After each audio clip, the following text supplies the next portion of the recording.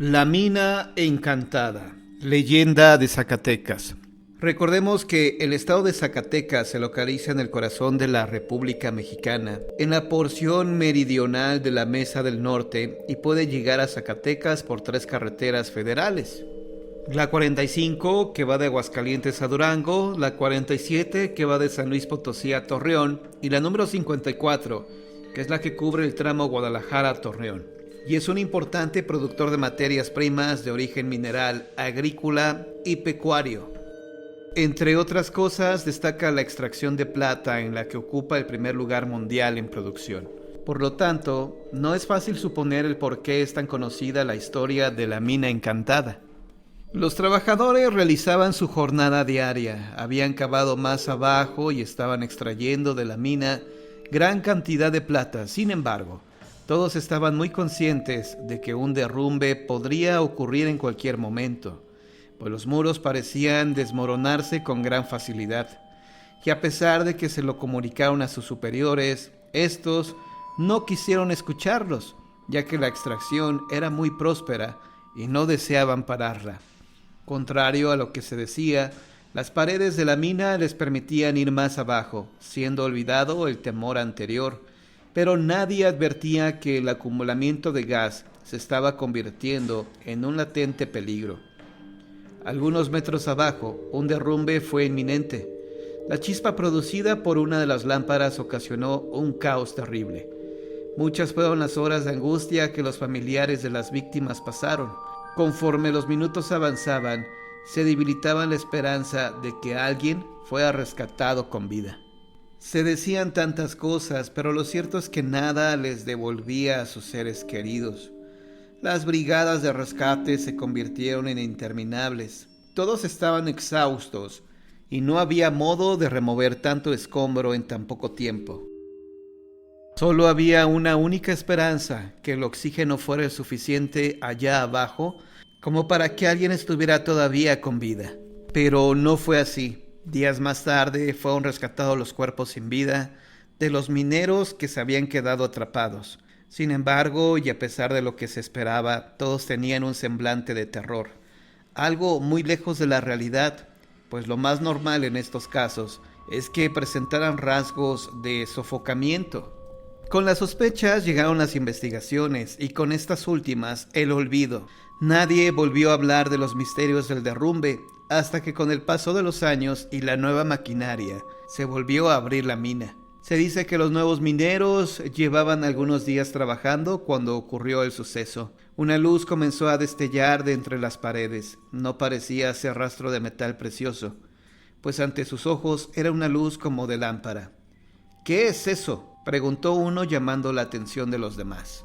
Pero cuando todos volvieron su mirada hacia el lugar señalado, la luz ya se había extinguido. Minutos más tarde, una nueva luz brotó de entre el fondo de la mina, lo cual llamó la atención de todos. «¿Qué será?», se preguntaron. Al intentar cavar con más rapidez, una nueva luz brotó, pero de arriba. Esta también parecía de lámpara. Cuando se vieron rodeados de varias luces, decidieron abandonar el trabajo para salir a la superficie a contar lo ocurrido. Sin embargo, nadie les creyó. Al día siguiente, pocos fueron los mineros que se presentaron a trabajar. Y en esa ocasión, al igual que la anterior, las luces de las supuestas lámparas se hicieron presentes, lo cual terminó aterrorizándolos. Ya nadie quería trabajar en la mina, pues desde entonces comenzaron a decir que estaba encantada. Para tranquilizarlos, mandaron llamar a un sacerdote para que ofrendara misas por las almas de los mineros que hacía años habían muerto en ella, pues consideraban que eran ellos quienes trataban de avisar que rogaran para su descanso eterno.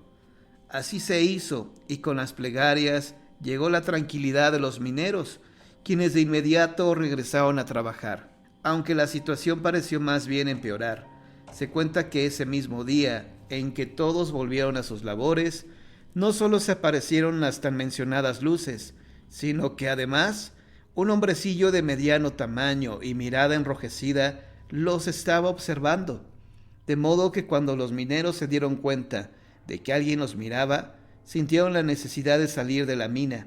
Uno de ellos aseguró que este ser fue quien ocasionó el nuevo derrumbe, del cual solo pudieron salir con vida él y su compañero más, mientras que el resto de los mineros, al igual que los anteriores, perecieron en lo que hoy se conoce como la mina encantada. Desde entonces surgió la leyenda de que el demonio se apodera de los metales preciosos, pues aseguran que aquel ser provenía del mismo infierno. Sin embargo, de ahí también surgió el cuento de que los duendes poseen una olla de oro, ya que no faltó quien relacionara a aquel ser con uno de estos mitológicos personajes. Por supuesto que la verdad nadie la sabe, porque lo único probable es que aquellas luces provenían de las almas de los mineros que perecieron en el lugar, quedando como mito el supuesto ser con mirada enrojecida, el cual probablemente surgió del temor de aquel trabajador, aunque ninguna posibilidad queda hoy al aire, porque el cuento de que la mina encantada ha tomado tanta fuerza en nuestros días que todavía no hay alguien que se atreva a entrar nuevamente en ella, muy a pesar de que se presume que es de las más ricas del estado de Zacatecas. La mina embrujada. Agazapados en una zona elevada del desierto, Rolando y Bruno espiaron hacia la entrada de la mina. La noche estaba clara. El cerro en el cual habían cavado la mina estaba dividido entre una zona iluminada por la luna y otra que permanecía en las sombras. Abajo, en el pie del cerro, una combinación de rocas resplandecientes y sombras. Parecían formar un enorme rostro humano, cuya boca abierta era la entrada de la mina. Los dos tuvieron esa impresión, pero no lo comentaron.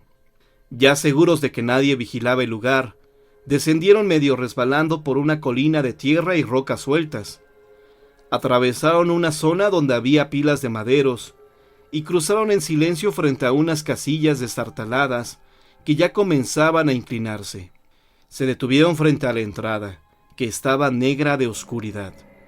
Sacaron de sus bolsos un par de faroles y después de encenderlos, ingresaron cautelosamente en las entrañas del cerro.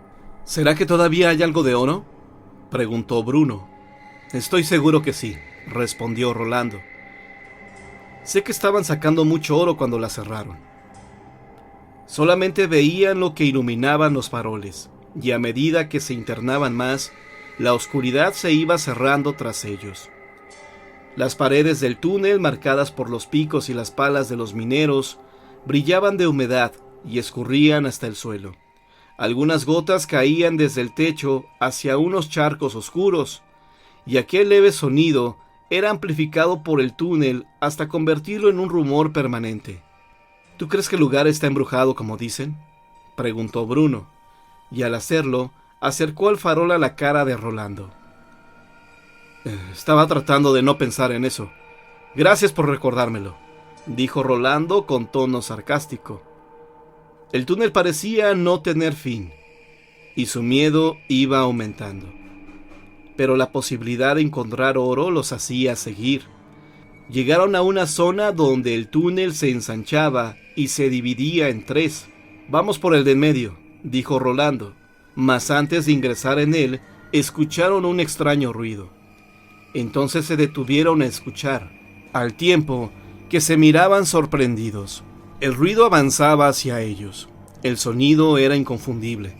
Eran picos y palas golpeando las paredes del túnel. Mas no se escuchaban pasos, aunque claramente avanzaba, y lo hacía rápido. El miedo que los iba inquietando fue en aumento. Regresaron corriendo sobre sus pasos, y el ruido de los picos empezó a seguirlos, y pronto lo sintieron a paso de ellos. Pero al voltear, dirigiendo el farol hacia atrás, no vieron nada, pues la luz lo detenía. Las paredes temblaban con los golpes. Las vigas de madera crujían, y el lugar parecía que se iba a venir abajo en cualquier momento. Rolando y Bruno, en su desesperación, dejaban escapar gritos de horror mientras huían. Al ver el final del túnel, se desesperaron más. Creyeron no alcanzarlo, gritaron como nunca lo hicieron.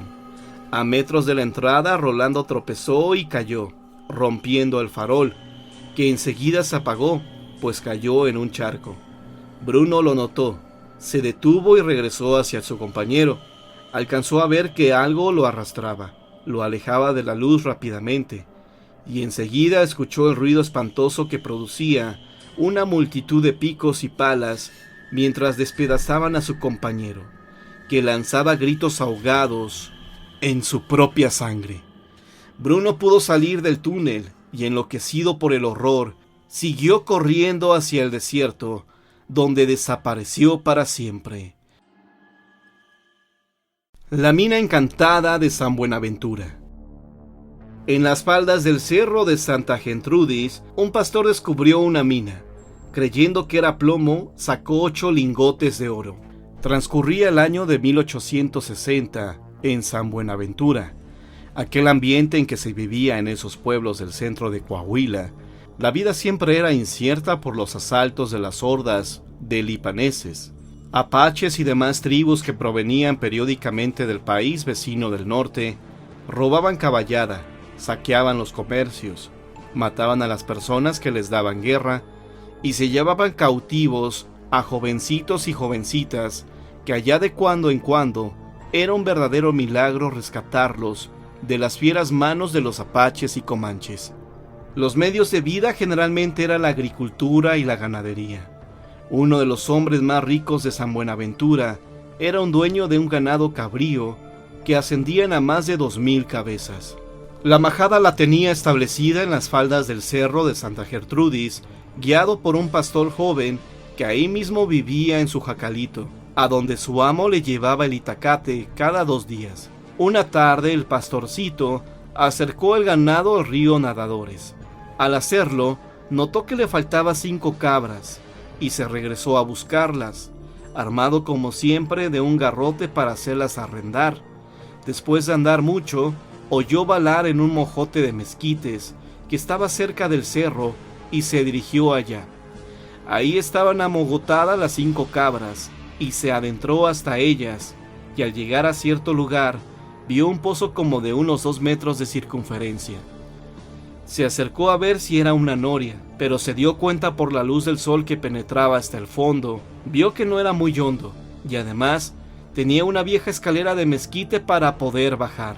Ni tarde ni perezoso lo hizo, y cuál no sería su sorpresa que una vez en el fondo, vio que existía un túnel de 1,5 metros de altura, y que unos pasos adelante estaban acumulados unos lingotes que él consideró eran de plomo por el peso.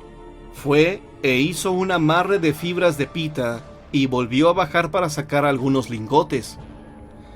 Con mucho trabajo logró sacar 8, y arrastrando amarrados cada uno, los llevó a la majada. Otro día en la mañana llegó don Tiburcio a traerle el itacate y otras cosillas al jacal, y al ver los lingotes de plomo le dijo al pastor: «Oye, ¿dónde encontraste estos pedazos de plomo?» «Ah, pues ayer que se me amontonaron 5 chivas, allá en aquel mogote, allá en el que está junto a unas palmas». Y le contó todo lo sucedido. Don Tiburcio le dijo que lo llevara al lugar, que quizá ese plomo se pudiera vender. «A ver, vente, vamos a ver. Si sacamos más lingotes los podemos vender a las personas que hacen vasijas de plomo». Tomaron directamente el rumbo del mogote de mezquites. Llegaron, y cuál sería su sorpresa que no existía ningún pozo. «Oye, Lencho, ¿me estás engañando? Dime la verdad, ¿de dónde lo sacaste?» «Pues de ahí mero, don Tiburcio. Mire, aquí están las hierbas apachurradas por donde me los llevé de 2 en 2, arrastrando los lingotes». «Esto es cosa de brujería. Sabe Dios de qué cosa mala será. Vamos, voy a llevarme los pedazos de plomo, esos para que los bendiga el cura». «Bueno, amito, como usted diga. Vamos a echarlos en el expresito para que se los lleve». Pasaron los días y no se sabía nada, pero el pastor contó todo esto que hemos narrado, y días después, los gamusinos y aficionados a los tesoros y a las minas andaban por el cerro tratando de encontrar la mina, pero nunca jamás la encontraron.